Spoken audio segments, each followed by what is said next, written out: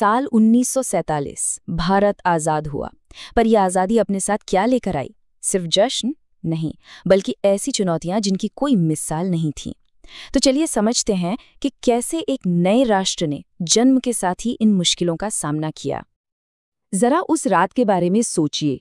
14-15 अगस्त 1947 दिल्ली में जवाहरलाल नेहरू नियति से साक्षात्कार की बात कर रहे थे, एक नए भविष्य का वादा। लेकिन उसी वक्त देश एक भयानक सच से भी गुजर रहा था, बंटवारे का सच।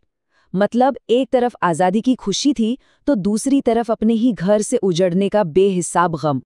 और ये तस्वीरें ये उस दौर के विरोधाभास को एकदम साफ दिखाती हैं। देखिए, एक तरफ अखबारों में आज़ादी के जश्न की सुर्खियां हैं और दूसरी तरफ एक गहरा सन्नाटा, एक खालीपन। यही तो उस समय की हकीकत थी, जश्न और मातम दोनों एक साथ। और इस दर्द को, इस मातम को शब्दों में पिरोया पंजाबी लेखिका अमृता प्रीतम ने। उनकी ये लाइनें रूह कपा देती हैं। वो सूफी शायर वारिस शाह को आवाज़ दे रही हैं, कह रही हैं कि उठो अपनी कब्र से और देखो पंजाब की बेटियों का क्या हाल है। ये सिर्फ कविता नहीं थी, ये उस वक्त के लाखों लोगों के टूटे हुए दिलों की आवाज़ थी। तो सवाल उठता है कि ये सब हुआ क्यों? इस बंटवारे की जड़ में आखिर था क्या? जवाब है टू नेशन थ्योरी, यानी दो राष्ट्र सिद्धांत। ये एक पॉलिटिकल आइडिया था जिसे मुस्लिम लीग ने आगे बढ़ाया। उनका मानना था कि भारत कोई एक देश नहीं है, बल्कि यहाँ दो अलग अलग कौमें रहती हैं, हिंदू और मुसलमान। और बस इसी आइडिया से एक अलग देश पाकिस्तान की मांग उठी। और जब ये सिद्धांत हकीकत बना तो नतीजा क्या हुआ? तबाही।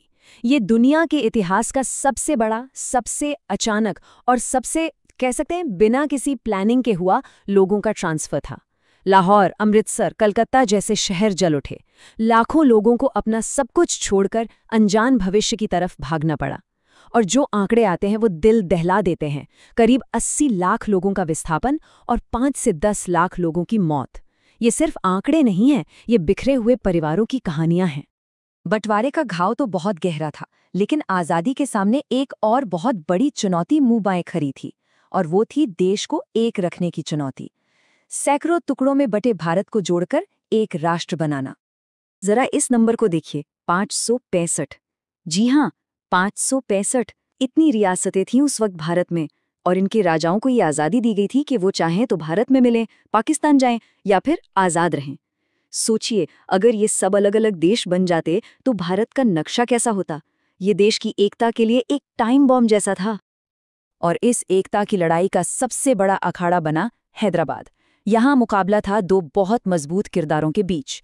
एक तरफ थे हैदराबाद के निज़ाम, जो उस समय दुनिया के सबसे अमीर शख्सियतों में से थे और अपने लिए एक आज़ाद देश का ख्वाब देख रहे थे। और दूसरी तरफ थे भारत के आयरन मैन, गृह मंत्री सरदार वल्लभ भाई पटेल। कहानी कुछ यूं थी। निज़ाम आज़ाद रहना चाहते थे, लेकिन हैदराबाद की जनता, खासकर किसान और औरतें, उनके जुल्मी शासन के खिलाफ उठ खड़ी हुईं। इस आंदोलन को कुचलने के लिए निज़ाम ने अपने रज़ाकारों की फौज भेज दी, जो बहुत क्रूर थी। जब हालात बेकाबू हो गए तो सितंबर 1948 में भारतीय सेना को दखल देना पड़ा। बस कुछ ही दिन की कार्रवाई के बाद निज़ाम ने सरेंडर कर दिया और हैदराबाद हमेशा के लिए भारत का हिस्सा बन गया। तो चलिए, देश की सीमाओं को तो सुरक्षित कर लिया गया, लेकिन अब सवाल था कि इस देश को चलाएगा कौन, कैसे? और यहीं से सामने आई दूसरी सबसे बड़ी चुनौती, एक मजबूत लोकतंत्र की नींव रखना। ये एक ऐसा दांव था जो किसी ने इतने बड़े पैमाने पर ऐसी मुश्किल हालातों में पहले कभी नहीं खेला था। पूरी दुनिया देख रही थी और सवाल पूछ रही थी, क्या ये मुमकिन है? एक ऐसा देश जहां ज्यादातर आबादी गरीब हो, पढ़ी लिखी ना हो, क्या वहां लोकतंत्र चल सकता है? कई बड़े बड़े एक्सपर्ट्स का मानना था कि ये एक बहुत ही जोखिम भरा प्रयोग है और ये फेल हो जाएगा। अगर हम उस वक्त के वेस्टर्न देशों से तुलना करें तो फर्क साफ दिखता है। यूरोप और अमेरिका में जब लोकतंत्र आया तो वहाँ साक्षरता ज्यादा थी, आर्थिक हालत बेहतर थी, और तो और वहाँ सबको, खासकर महिलाओं और गरीबों को, वोट का अधिकार मिलने में सदियां लग गईं। लेकिन भारत ने पहले ही दिन से हर एक वयस्क नागरिक को वोट का अधिकार दे दिया, चाहे वो अमीर हो, गरीब हो, मर्द हो, औरत हो, पढ़ा लिखा हो या अनपढ़। ये अपने आप में एक क्रांति थी। लेकिन भारत ने सारी आशंकाओं को गलत साबित कर दिया। 1952 में जब देश के पहले आम चुनाव हुए तो वो एक बहुत बड़ी कामयाबी थी। यहाँ तक कि द टाइम्स ऑफ इंडिया ने भी लिखा कि इन चुनावों ने उन सब लोगों को चुप करा दिया है जो सोचते थे कि भारत में सबको वोट का अधिकार देना एक खतरनाक प्रयोग है। ये भारतीय लोकतंत्र की पहली और सबसे शानदार जीत थी। ठीक है, देश एक हो गया, लोकतंत्र भी आ गया, लेकिन लोकतंत्र का असली मतलब क्या है? खाली वोट डालना? नहीं, इसका मतलब है एक बेहतर जिंदगी। और यहीं से शुरू हुई तीसरी और शायद सबसे मुश्किल लड़ाई, देश के करोड़ों लोगों को गरीबी से निकालना और एक बराबरी का समाज बनाना। इस चुनौती की गहराई को समझने के लिए बस एक उदाहरण काफी है। 1967 में बिहार में खाने का इतना बड़ा संकट आया कि हालात अकाल जैसे हो गए थे। आप देखिए, एक इंसान को रोज औसतन 2450 कैलोरी चाहिए होती है।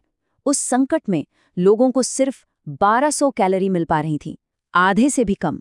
ये दिखाता है कि देश के सामने भूख और गरीबी की कितनी बड़ी दीवार खड़ी थी। लेकिन जैसा कहते हैं, हर अंधेरी रात के बाद सुबह होती है। भारत ने भी मुश्किलों से लड़ने के रास्ते निकाले और इसका एक बेहतरीन उदाहरण है श्वेत क्रांति यानी व्हाइट रेवोल्यूशन।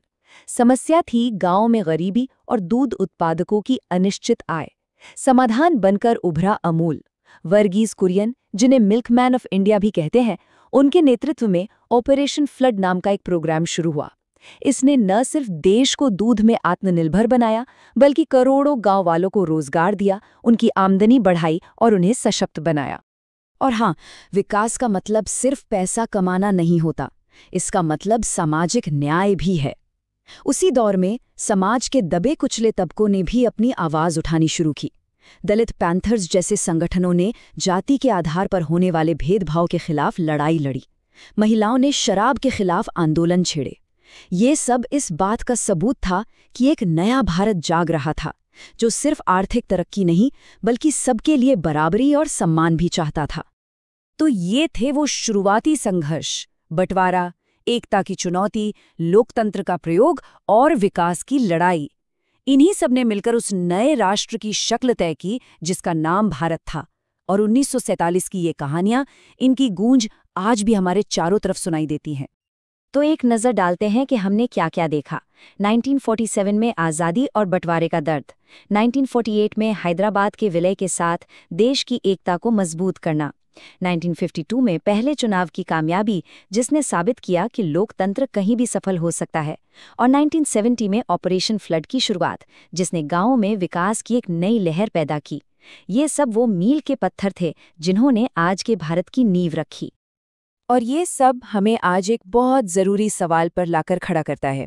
एकता, लोकतंत्र और विकास, ये वो 3 चुनौतियां थीं जिन्होंने भारत के जन्म के समय उसका रास्ता तय किया। आज इतने सालों बाद भी ये चुनौतियां हमारे सामने हैं, शायद नए रूप में। तो सोचने वाली बात ये है कि 1947 के वो मुद्दे आज हमारे वर्तमान को कैसे बना और बिगाड़ रहे हैं। Subscribe to Study Topper Hub and press the bell icon for all new updates. Don't forget to like, share and comment below.